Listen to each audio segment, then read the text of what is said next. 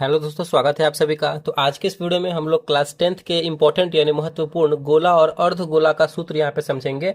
तो अर्ध गोला का फिगर और पहले गोला का फिगर समझ लेते हैं, फिर सारे सूत्रों को यहाँ पे डिस्कस करेंगे जो कि क्लास 10th के लिए आपके लिए काफ़ी ज़्यादा हेल्पफुल होगा। यहाँ पे है गोला।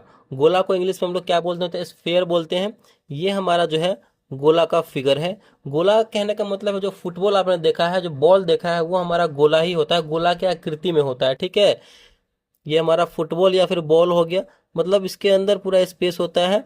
ये हमारा गोला हो गया। ठीक है, ये हमारा जो है गोला हो गया, जिसे हम लोग इंग्लिश में क्या बोलते हैं, तो इंग्लिश में इसे हम लोग बोलते हैं स्फेयर। ठीक है, चलिए अब यहाँ पे समझते हैं गोला का पृष्ठ क्षेत्रफल का फॉर्मूला क्या होता है। तो गोला के कुल पृष्ठ क्षेत्रफल का सूत्र होता है 4πr²। गोला के पृष्ठ क्षेत्रफल यानी पूर्ण पृष्ठ क्षेत्रफल होता है 4πr²।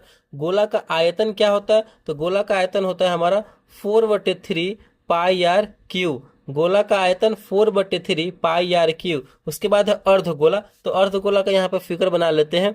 देखिए, ये हमारा अर्धगोला हो गया, मतलब गोले के आधा। जो गोला हमारा होता है, जैसे कोई फुटबॉल है, उसको आधा काट दीजिए तो हमारा जो एक पार्ट दोनों पार्ट अलग अलग हो जाएगा, तो दोनों पार्ट हमारा अर्धगोला का रूप हो जाएगा। ठीक है, एक पार्ट हमारा अर्धगोला हो जाएगा, तो वही हमारा अर्धगोला। और यहाँ से यहाँ तक हमारा ये आर होता है। ठीक है, तो ये हमारा अर्धगोला, इसमें 3 वृत्त होता है, इसीलिए अर्धगोला का पूर्ण पृष्ठ का जो क्षेत्रफल होता है वो हमारा क्या होता है, तो 3πr² होता है। ठीक है, अर्धगोला का पूर्ण पृष्ठ का क्षेत्रफल 3πr²। उसके बाद हमारा अर्धगोला का वक्र पृष्ठ का क्षेत्रफल क्या होता है, तो अर्धगोला के वक्र पृष्ठ का क्षेत्रफल होता है 2πr²। ठीक है, अर्धगोला के वक्र पृष्ठ का क्षेत्रफल 2πr² होता है। उसके बाद यहाँ पे हमारा नीचे है अर्धगोला का आयतन। अर्धगोला का आयतन का फॉर्मूला क्या होता है, 2/3πr³। ठीक है, अर्धगोला का आयतन 2/3πr³। अर्धगोला को हम लोग इंग्लिश में क्या बोलते हैं, तो अर्धगोला को हम लोग बोलते हैं हेमीस्फीयर। ठीक है,